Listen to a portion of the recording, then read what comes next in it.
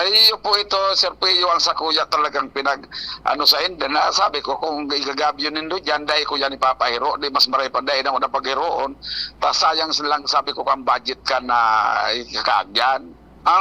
Para sa kuya, Sir Pio, kung marog malagay yan, tas sabi ko nga, masasayang lang naman ng proyekto na yan, dahil na una nila pag-implement yan, ano na nila sa ibang project na kaya, na i-cater ang 4 million na yan na pagkataram nila. Kasi pipirang basis na yan, nangyaring kwan dyan, iyong magraray, kaya ito, inirahay na nila itong portion na ito. Kasi talagang eroded, ano talaga ito, na lugar na ito. Kansaro nga ipinatest, ano na nila ito, test soil, siyempre naaraman na ito ninda niya, tatap nagpa-test soil sinda, na ininda ka agad di kinuha ka ito. Pinakaray sa plano.